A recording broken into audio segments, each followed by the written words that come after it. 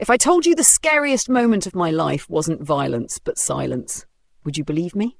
This is the story of two sisters, one impossible secret, and the fight that saved a child. When I first heard my mother whisper in the dark, "We could sell the baby and be rich," I realized monsters did not always hide under beds or wear frightening masks. Some of them, far more dangerous, sat with us at the dinner table, smiled in daylight, and wore the face of family. That moment, sharp as broken glass, split my childhood into a before and an after. Good morning, my dears. My name is Laura Mendoza. I'm 72 years old, and I live in Toluca, Mexico.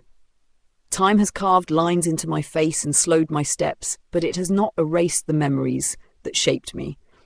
They remain like invisible scars guiding my hands, my choices, and even my voice now as I share this story with you. I was born in Guanajuato in 1953, a place of winding alleys and steep hills, where church bells echoed through the streets and the smell of cajeta caramel clung to the air. My childhood, at first glance, seemed like anyone else's.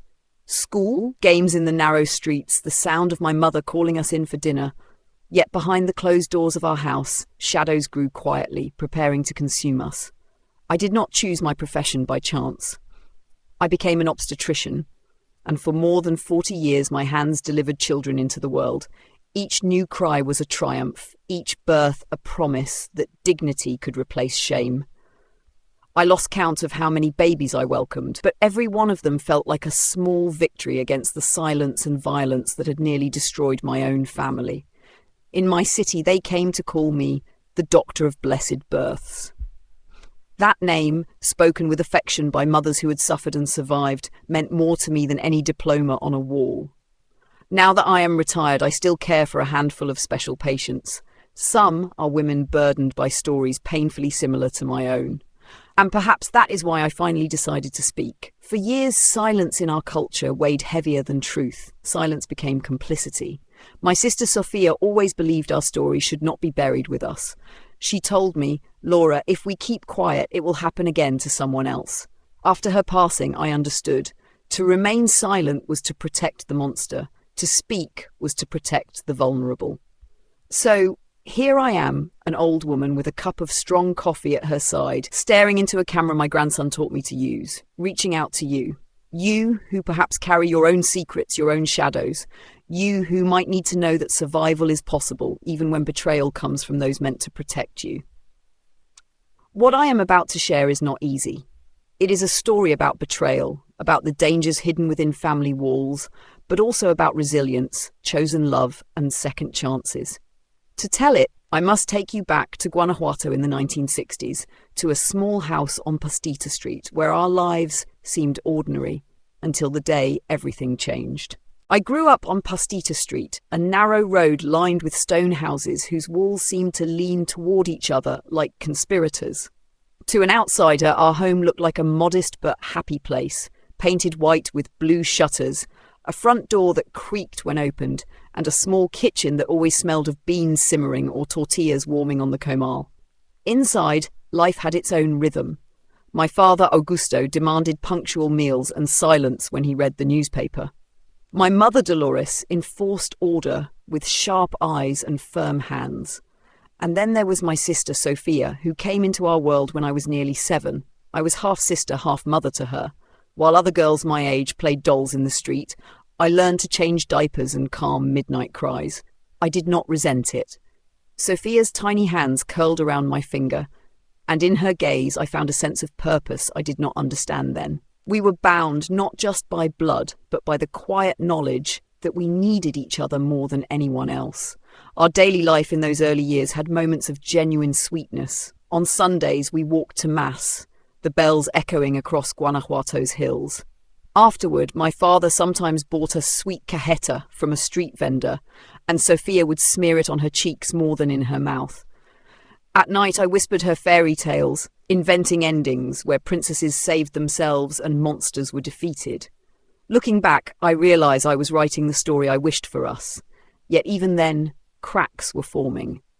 My father's temper could flare like sudden thunder. A misplaced word at dinner, a glass spilled, and his voice would rise, shaking the walls more than the cobblestones outside ever could. My mother's answer was always the same. He works hard, he provides. Do not provoke him. I learned to walk carefully, to gauge the air in the room like a sailor reading the wind.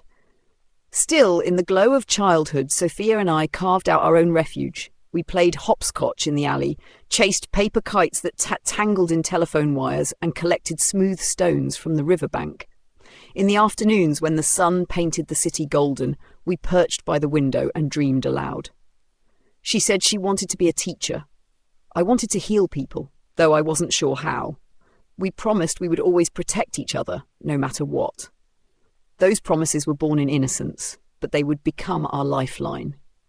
Because as Sophia grew, the shadows in our home lengthened. My father's drinking, at first occasional, became frequent. His laughter turned bitter.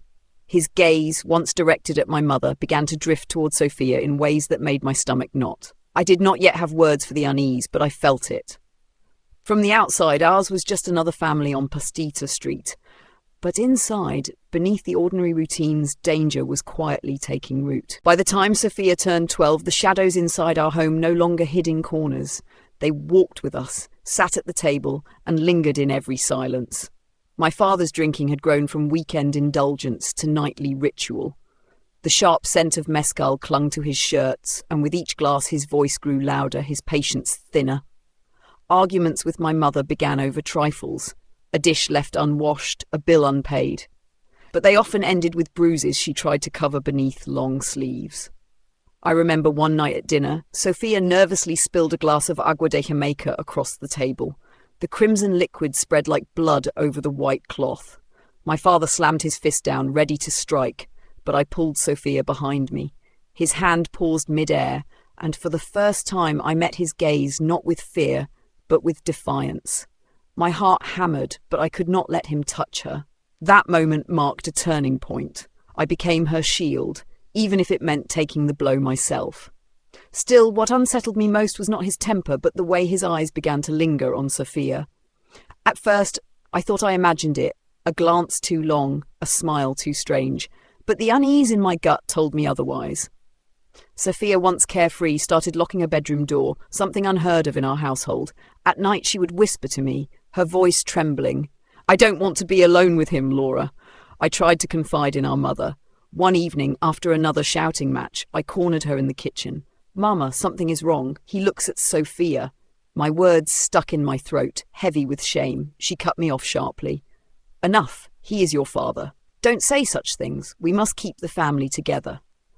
Her eyes darted away, as if even hearing it was too dangerous, and so the wall of silence rose higher, shutting me out, leaving Sophia and me stranded on one side and my parents on the other. The weight of unspoken truths pressed on us daily. The laughter of neighbours drifted through open windows, their families intact, their lives seemingly normal. But in our house, every sound was a warning. The clink of a bottle, the heavy step on the stairs, the rattle of a locked doorknob. Each detail felt like a crack in the foundation, widening, threatening to bring the whole house down. It was then that I began to understand a cruel lesson. Danger does not always arrive with thunder and lightning. Sometimes it seeps in, drop by drop, like rain that softens the earth until the flood comes, and in our home, the flood was rising fast. Adolescence is a fragile season, even in the safest of homes. For Sophia, it was a daily tightrope walk. She had blossomed quickly, her frame taller, her features more defined, and with each change her fear grew. She no longer lingered in the living room after dinner. She would slip quietly into our shared bedroom, lock the door, and only breathe easy once I joined her. We created a secret system. 2 knocks meant it was safe, 3 knocks meant danger. It was our code, our flimsy shield against the monster we pretended not to see. At 16, I was already working part-time as a nurse's aide at the local clinic. The hours were long, but I welcomed the escape. In the ward, surrounded by patients, I felt useful and strong. Back home, I felt powerless. Each evening, I returned to find Sophia more withdrawn, her laughter dimmed. Sometimes I caught her staring out the window, her expression blank, as though she was somewhere far away.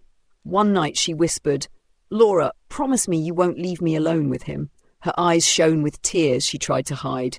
I promised, though I knew I couldn't always keep it. I had to work, and school demanded my time. The guilt pressed down on me. Every hour away felt like betrayal. I tried once more to speak with our mother. In the kitchen, over the hiss of boiling beans, I said softly, "Mama, Sophia's scared. We both are. Papa's temper is not the only problem." My voice trembled as I hinted at what I dared not say outright. She froze, her hands gripping the wooden spoon too tightly. Then she turned, her face hard. "You imagine things. Your father is strict, yes, but he provides. We cannot break this family with lies." Her words slammed into me like a door shut in my face. In that moment, I realized something devastating. Our mother would not protect us. Whether out of denial, fear, or dependence, she had chosen silence, and silence in our house was as deadly as any blow. So Sophia and I leaned on each other more fiercely. We whispered before bed, mapping escape plans we were too young to carry out. We made promises that no matter what, we would survive together.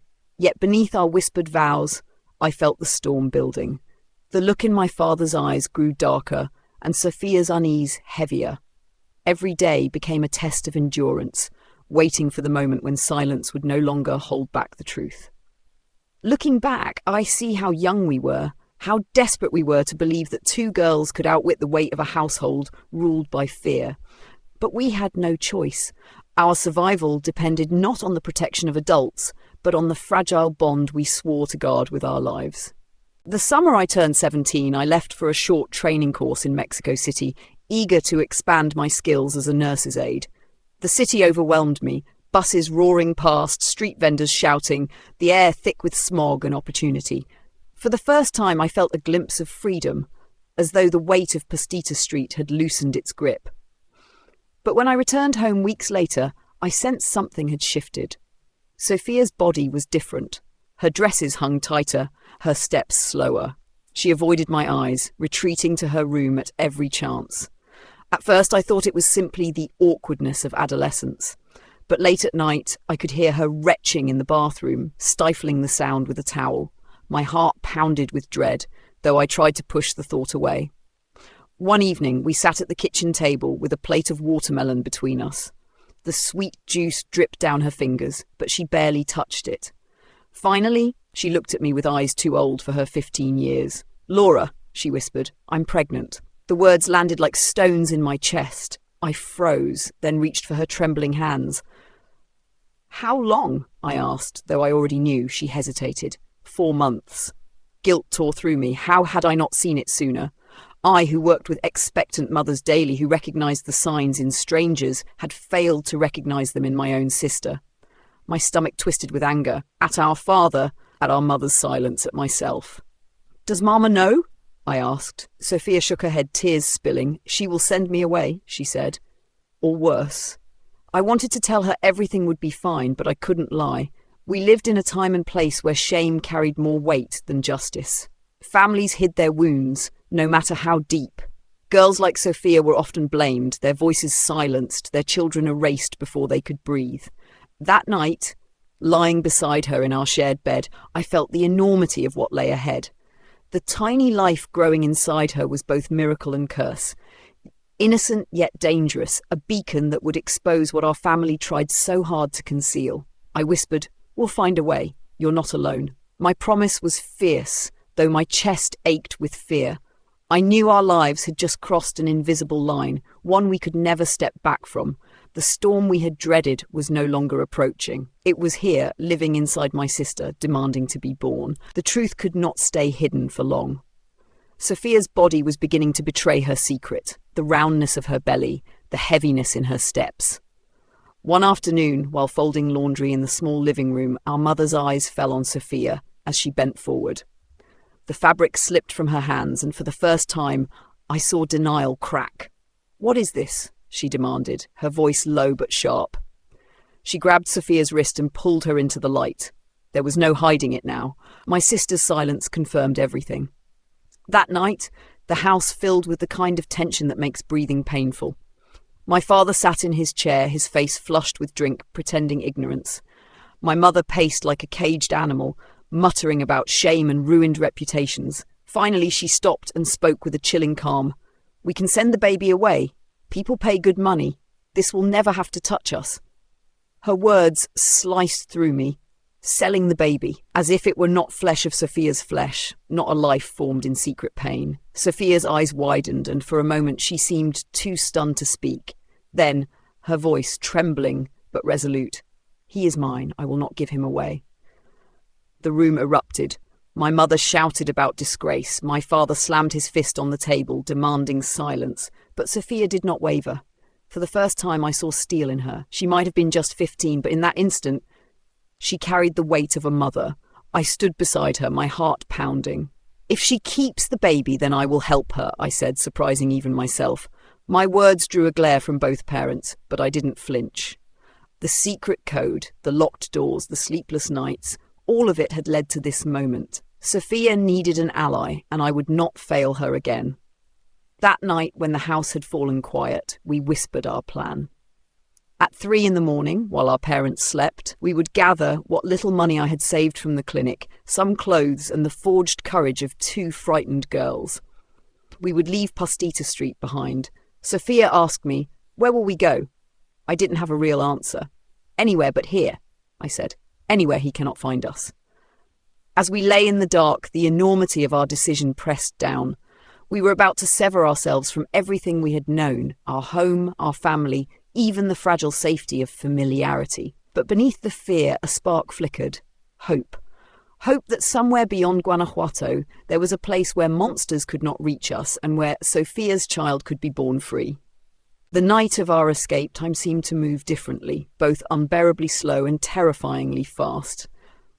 At exactly 3 a.m, I rose from the thin match we shared. The house was wrapped in silence, broken only by the rhythmic snore of my father drifting down the hall. Sophia sat up, her face pale but determined, her hands trembling as she clutched a small bundle of clothes tied in a scarf. We moved like shadows, careful not to creak the floorboards. I had hidden a small envelope of money inside my apron, every peso I had saved from my work at the clinic. It wasn't much, but to us it felt like treasure, the key to freedom. In the kitchen, I paused for one last look at the familiar walls, the place that had both sheltered and scarred us. Then I whispered, "Let's go." We slipped out into the cool Guanajuato night. The cobblestone streets glistened faintly with dew, and the hills loomed above us like silent witnesses. With every step away from the house, my heart beat louder, urging me forward. By the time we reached the bus station, the horizon was beginning to pale with the first hint of dawn. At the terminal, we bought 2 tickets on the earliest bus to Mexico City. The vehicles smelled of diesel and dust, the seats worn thin. We sat pressed together, our bundle on our laps, our eyes fixed on the road that would carry us away from Pastita Street forever.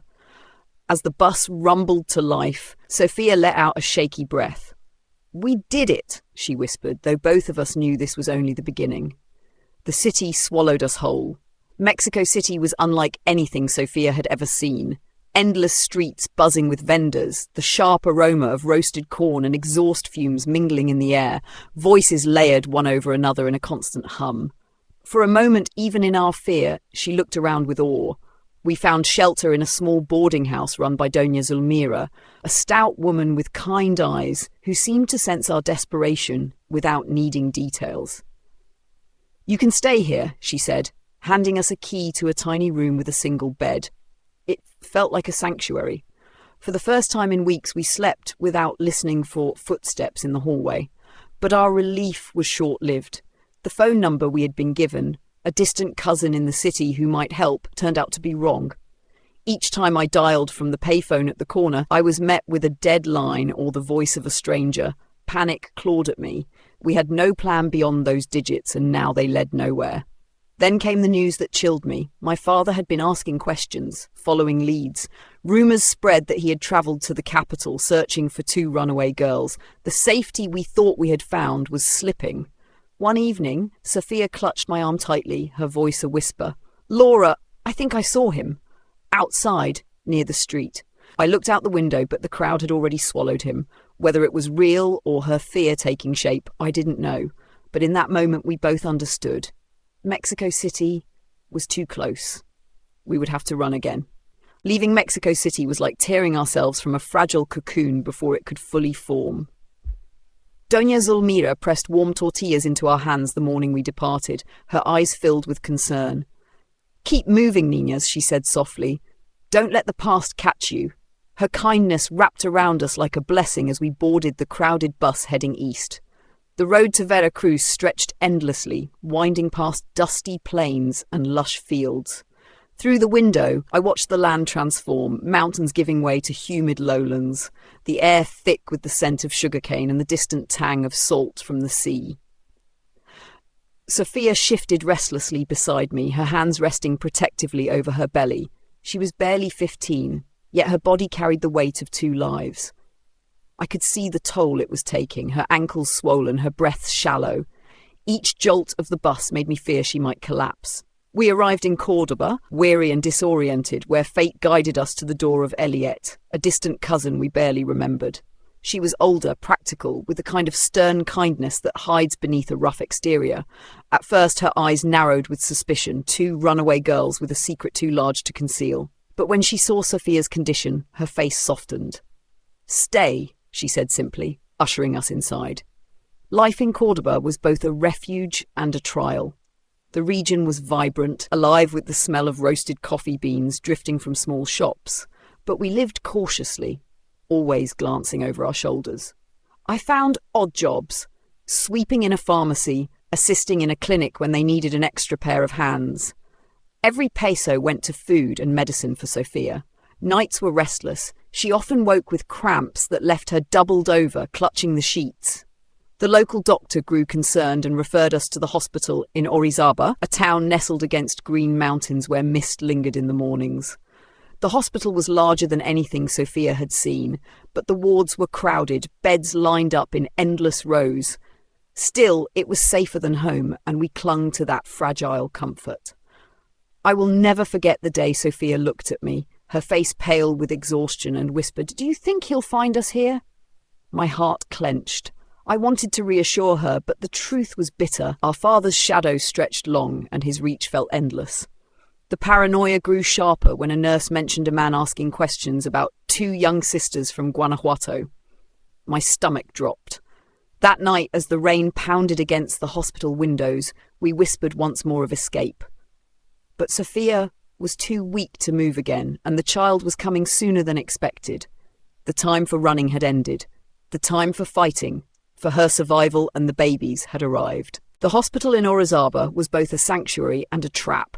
Its whitewashed walls smelled of antiseptic, but beneath that sharp scent lingered fear, ours, and perhaps that of many who sought refuge there.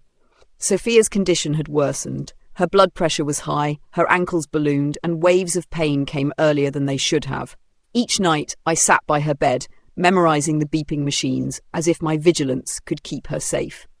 It was during one of those restless evenings that she gripped my hand with sudden force. Her eyes widened, terror flooding her face. "Laura," she whispered, "he's here." I followed her gaze to the doorway where a figure had passed, broad shoulders, a familiar gait. My stomach turned to ice. Whether it was truly our father or just Sophia's fear painting shadows, I could not risk it. That night, when the ward quieted, I sought out Dr. Ignacio, a young physician whose weary eyes revealed both competence and compassion. In a corner of the hallway, I told him everything: the drinking, the violence, the pregnancy forced upon my sister.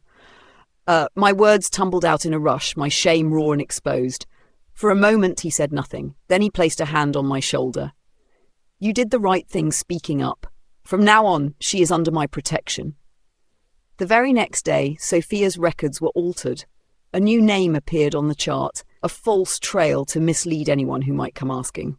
They moved her to a private room away from the common ward. For the first time, I felt a sliver of safety. Not certainty, but enough to breathe. Yet safety did not last long. One stormy night, Sophia went into premature labour. The contractions came fast too soon, her small body trembling under the strain. I stayed by her side until the nurses pulled me away and rushed her into the operating room. Through the narrow glass, I glimpsed the chaos, the flash of surgical lights, Dr. Ignacio's sharp commands, the sterile instruments gleaming. My own hands shook, useless, pressed against the cold door, hours blurred. Then through the door I heard it, a fragile, gasping cry. Sophia's baby had arrived, too small, too weak, but alive. They named him Gabriel, though he weighed barely enough to fill my palms. Tubes and wires surrounded him, a forest of fragile hope. When they finally allowed me to see her, Sophia was pale, exhausted, yet her eyes shone with a fierce light as she reached for her son. "He is mine," she whispered, her voice hoarse but certain. "No one will take him from me." I bent down, pressing my forehead to hers. In that moment, we both knew the battle had only begun. Gabriel's first breath was not just his fight for life. It was our declaration that no matter the cost, we would not surrender him to the darkness that had haunted us for so long. Gabriel's birth brought light into the world, but also danger. His tiny cries, fragile as birdsong, risked drawing the very shadow we had tried so hard to escape. It was Dr. Ignacio who first spoke the words aloud. "If your father finds out this child lives, he will not stop until he has him." The plan, desperate and unthinkable, was formed that same evening. A false message was sent back to Guanajuato, a carefully woven lie that the baby had been stillborn, that Sophia was recovering from her loss. I watched my sister's face as the words sank in. Tears slipped down her cheeks, but she nodded. "If that's what it takes to keep him safe, then let them think he's gone." For weeks, we lived in a haze of half-truths. The nurses whispered about the young mother hidden under a false name, about the baby in the neonatal ward who clung stubbornly to life. Gabriel was impossibly small, his skin translucent, his chest rising and falling in uneven rhythms. More than once, alarms shrieked in the middle of the night as his tiny heart faltered. I remember standing at his incubator, pressing 2 fingers gently over his chest, whispering, "Stay, please, stay." Sophia was often too weak to leave her bed, but whenever she could, she sat by Gabriel's side, humming lullabies between sobs. I stayed with them both, caught between fear and awe, fear that each breath might be his last, awe that someone so delicate could fight so fiercely. The hospital staff rallied around us. Some brought extra blankets, others turned a blind eye to the falsified records. It was as though everyone sensed this was more than just a medical case. It was a battle for dignity, for justice denied elsewhere. Dr. Ignacio checked on Gabriel tirelessly, adjusting tubes, recording every flicker of improvement. "He is stubborn," he told us one dawn, "and stubborn babies are survivors." Still, every time the door opened, I flinched. I imagined my father's figure stepping through, demanding the child we had sworn to protect. The deception was our armor, but it was fragile, like glass shielding a flame. Weeks passed. Slowly, Gabriel's body grew stronger. His cries filled the sterile ward with defiance. One evening, I held him against my chest, feeling his heartbeat. Steady, fragile, but real. Sophia looked on, her eyes brimming. "He is the reason we left," she whispered. "He is the reason we must never go back."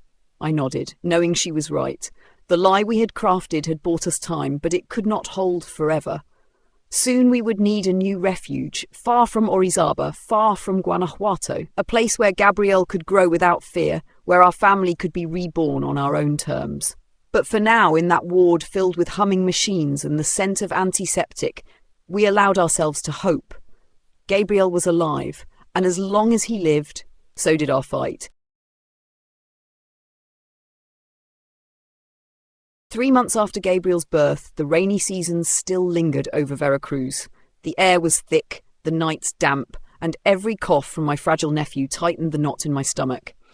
Dr. Ignacio, though kind, reminded us that we could not remain in Orizaba forever. Rumours spread easily, and lies had short legs. One slip, one curious question, and our careful deception might crumble.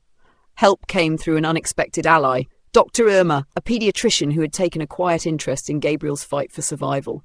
She approached me one afternoon, her voice gentle but firm. "There is someone in Toluca who can help you. A widow, a teacher named Magdalena. She has a heart large enough for all 3 of you." The journey north was long. We boarded another bus, this one climbing into the highlands. The landscape shifted from humid jungle to crisp mountain air. Sophia cradled Gabriel against her chest, his tiny breaths misting in the cold. He was still fragile, his cries thin, but he was stronger now, alive in a way he hadn't been weeks earlier. Toluca welcomed us with bright markets, the smell of roasted corn and steaming tamales, and a sky that seemed closer, as though the mountains had brought heaven down a little nearer. We arrived at Magdalena's house on a quiet street lined with jacaranda trees. She opened the door before we could knock. Her hair was streaked with silver, her presence both commanding and warm. "You are safe here," she said, her voice carrying the authority of a teacher who had guided generations of children. She led us inside to a modest but orderly home. Bookshelves against the walls, lace curtains, and a sturdy wooden cradle that seemed to appear by magic, as though she had known we were coming. Life with Magdalena slowly wove itself into a rhythm. Sophia spent her mornings caring for Gabriel, learning how to soothe his restless nights and measure his fragile growth. I found work at a small pharmacy, sweeping floors and mixing medicines while studying late into the night to prepare for the university entrance exams.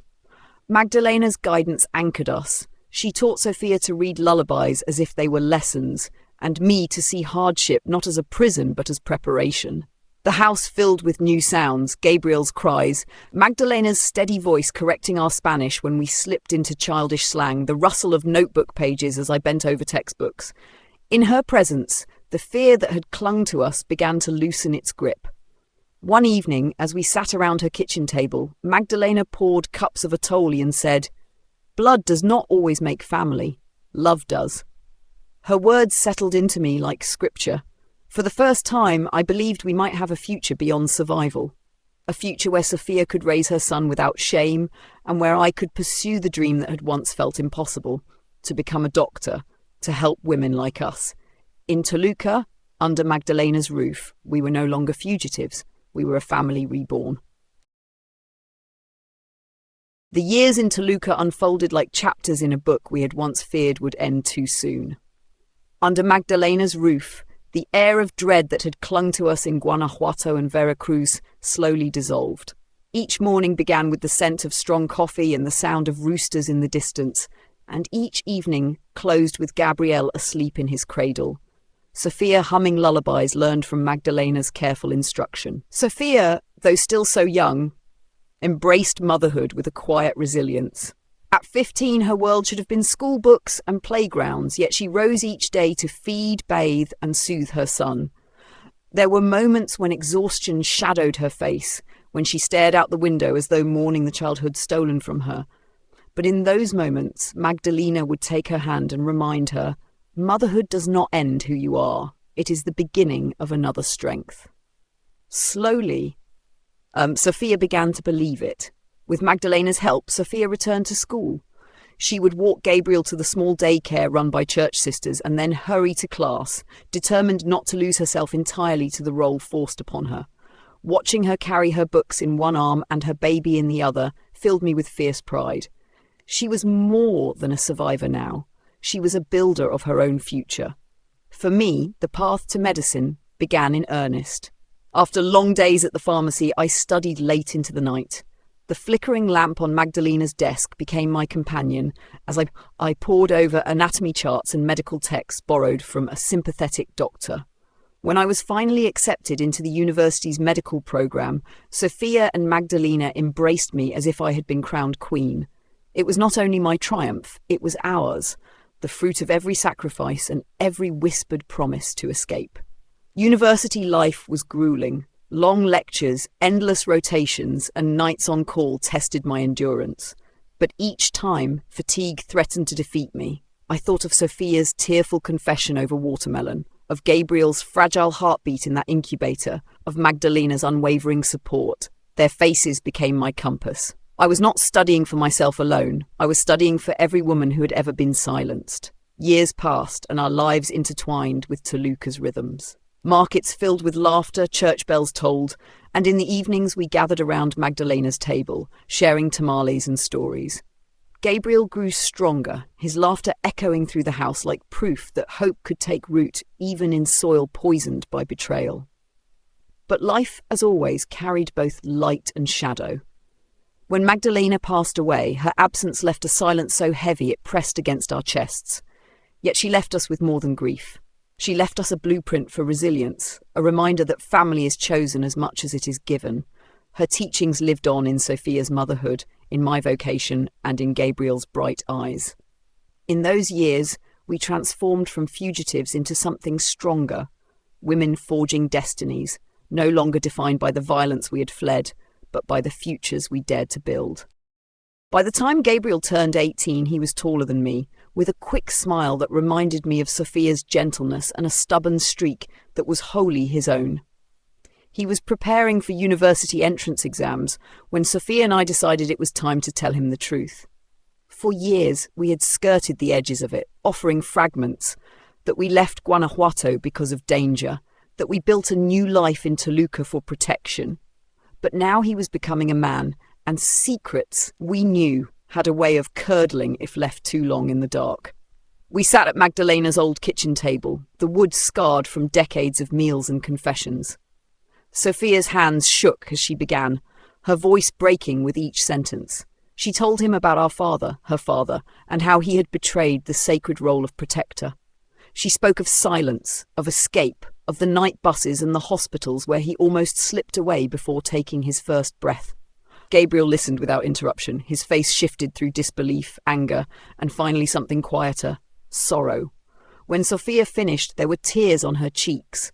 She whispered, "If you hate me for what happened, I will understand."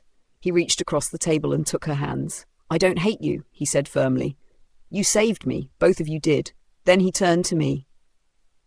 "You've been my second mother all along. Nothing changes that." His words wrapped around us like balm, easing wounds that had never fully healed.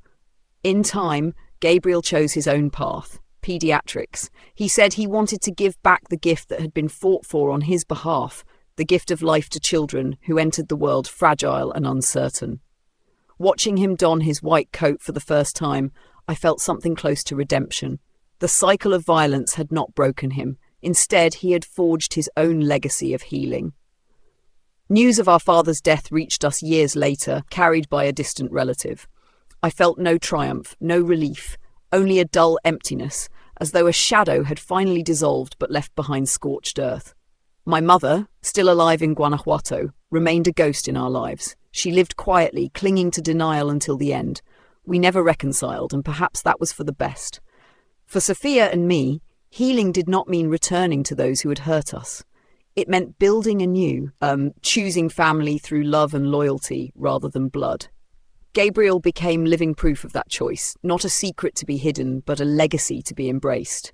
As I watched him walk the hospital corridors, comforting mothers and cradling newborns, I realized something profound. Sometimes the most powerful revenge is not anger or justice served, but survival transformed into compassion. Gabriel was not the product of violence, he was the triumph over it. And in him, we found our vindication. Now at 72, I often sit in the garden of my home in Toluca, beneath the shade of a pomegranate tree whose branches spill with red fruit. Sundays are my favourite. The house fills with voices, the aroma of roasted chicken and fresh tortillas, and the sound of Gabriel's laughter echoing as his children chase one another across the patio. It is a life I once thought impossible, stitched together from scraps of survival, yet here it blooms in abundance. After Magdalena passed, I felt a calling to continue her legacy. With Sophia at my side until her final days, and later with Gabriel's unwavering support, we founded Casa Nueva Aurora, House of New Dawn. It began as a modest refuge for young mothers in crisis, offering shelter, medical care, and something far rarer, a listening ear without judgment. Over the years, it has grown into a sanctuary, a place where girls who once believed themselves alone discover that family can be chosen and healing is possible. I no longer deliver babies in crowded hospital wards, but I still visit the casa, holding the hands of young women as they labour through both childbirth and the heavy weight of fear. I tell them, "You are stronger than you believe. Your story is not over. This child, this moment, is not the end of you. It is the beginning of a new chapter." Their eyes often widen, surprised to hear such words from an old woman with silver hair and weathered skin. Yet I see in them the same fire that once burned in Sophia, and I know that resilience is inherited not through blood, but through example. Sometimes, after a long day, I return to the garden and reflect. My life has been a tapestry of shadows and light. The terror of my father's betrayal, the silence of my mother, the courage of my sister, the fragile cry of a newborn who should never have survived but did. Each thread dark or bright, has woven me into who I am today. I tell these stories not to dwell on pain, but to remind anyone listening that monsters do not get the final word. Survival does not mean merely breathing, it means transforming wounds into wisdom, scars into strength. If our story reaches even one woman who feels trapped, silenced, or broken, then Sophia's wish that our truth not die with us will have been fulfilled. As the sun sets behind the Toluca Mountains, painting the sky in strokes of fire and gold, I lift my face to the warmth and whisper a quiet prayer of gratitude. For Sophia, for Gabrielle, for Magdalena, for every child whose first cry I was blessed to hear. No one is only the sum of their beginnings. We are what we choose to become. And for me, for us, that choice has always been love.